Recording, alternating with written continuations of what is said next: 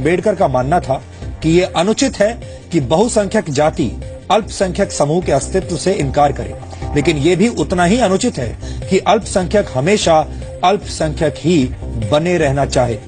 Doctor Ambedkar इस बात के सख्त खिलाफ थे कि समाज का कोई भी अल्पसंख्यक तबका हमेशा के लिए अल्पसंख्यक ही बना रहे। इसलिए डॉक्टर अम्बेडकर ने संविधान सभा में ये प्रस्ताव रखा था कि अनुसूचित जातियों और अनुसूचित जनजातियों को शिक्षण संस्थाओं और नौकरियों में सिर्फ 30 या 40 वर्ष तक ही आरक्षण दिया जाए। इसके साथ ही ये प्रावधान भी हो कि इस अवधि को किसी भी सूरत में बढ़ाया नहीं जाए। डॉक्टर अम्बेडकर का विचार था कि अपना विकास करने के बाद उस विशेष समुदाय को बाकी समाज में घुल मिल जाना चाहिए और अपना विशेष दर्जा छोड़ देना चाहिए। हालांकि संविधान सभा ने उनकी बात न मानकर आरक्षण के लिए केवल 10 वर्ष की अवधि तय की थी और इसके साथ ही ये प्रावधान भी जोड़ दिया था कि जरूरत समझे जाने पर इस अवधि को बढ़ाया जा सकता है और इसका नतीजा आप सभी जानते हैं। आज संविधान लागू हुए 66 वर्ष होने के बाद भी आरक्षण व्यवस्था आज भी वैसे की वैसे ही लागू है। डॉक्टर अम्बेडकर जाति पर आधारित आरक्षण को जाति व्यवस्था खत्म करने के लिए इस्तेमाल करना चाहते थे, उसे मजबूत करने के लिए नहीं।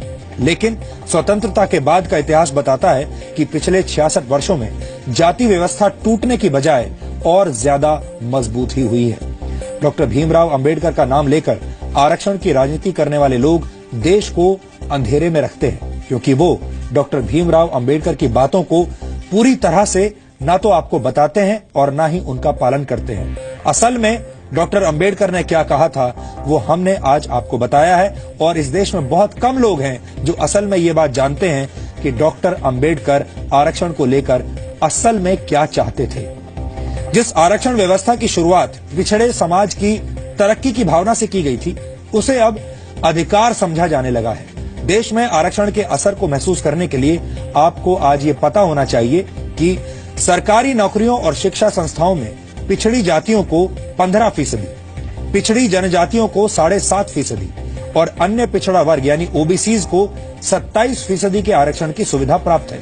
यहाँ आपको बता दें कि जिस ओबीसी परिवार की सालाना आय 6 लाख रुपए या उससे ज्यादा होती है, उन्हें आरक्षण व्यवस्था का कोई लाभ नहीं मिलता और उन्हें क्रीमी लेयर माना जाता है। इसलिए बहुत सारे लोग जानबूझकर ये कोशिश करते हैं कि उनकी आय चाहे जितनी भी हो, लेकिन कहीं वो क्रीमी लेयर में ना आ जाए। कुल मिलाकर देश की शिक्षण संस्थाओं और सरकारी नौकरियों में 49.5% आरक्षण है। अब आपको ये भी समझना चाहिए कि आरक्षण व्यवस्था का हमारे देश में हमारे समाज पर कितना असर हुआ है। National commission for scheduled caste and scheduled tribes के मुताबिक वर्ष 1959 में केंद्र सरकार की नौकरियों में क्लास 1 अधिकारियों में सिर्फ 1.18% पिछड़ी जातियों से थे।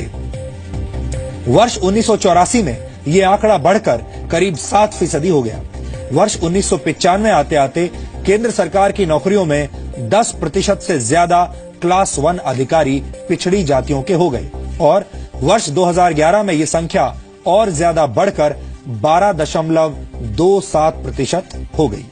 आपने देखा कैसे 1959 से लेकर 2011 तक ये संख्या लगातार बढ़ती चली गई।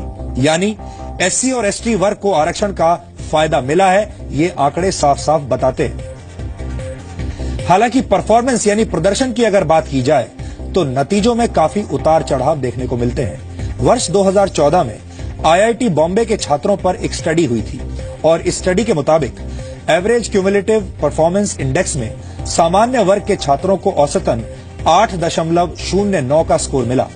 ओबीसी छात्रों को 6.6 का स्कोर मिला, जबकि एससी एसटी छात्रों को 5.9 का स्कोर मिला।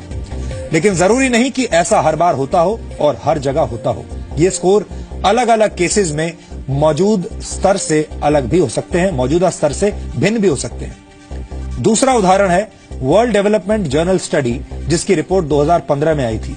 इसमें पब्लिक सेक्टर में प्रोडक्टिविटी पर रिजर्वेशन के असर को समझने की कोशिश की गई थी और इस स्टडी में यह पाया गया कि आरक्षण से उत्पादकता पर कोई बुरा असर देखने को नहीं मिलता।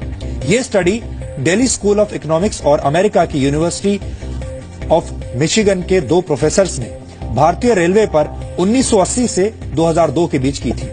यानी कुछ स्टडीज अच्छे परफॉर्मेंस की बात करती हैं और कुछ बुरे प्रदर्शन की बात कहती हैं। इस पर और ज्यादा रिसर्च किए जाने की जरूरत है। लेकिन एक बात साफ है कि जाति और धर्म की बजाय आरक्षण का आधार आर्थिक स्थिति होना चाहिए। सवाल यह है कि उच्च वर्ग के गरीब व्यक्ति को आरक्षण की ज्यादा जरूरत है या आर्थिक रूप से संपन्न पिछड़ी जातियों को। ये हमें सोचना होगा। क्या किसी गरीब को इसलिए सामाजिक समानता का अधिकार देने से इनकार किया जा सकता है कि वो सामान्य श्रेणी से ताल्लुक रखता है? इसलिए जानकार मानते हैं कि आरक्षण अगर देना ही है तो आर्थिक रूप से पिछड़े लोगों को देना चाहिए। आरक्षण का दुरुपयोग देश के खिलाफ जाएगा और हमें लगता है कि आरक्षण जैसी व्यवस्थाएं आर्थिक रूप से पिछड़े हुए लोगों के लिए होनी चाहिए, क्योंकि गरीब गरीब ही होते हैं और गरीबी की न तो कोई जाति होती है और न कोई धर्म होता है।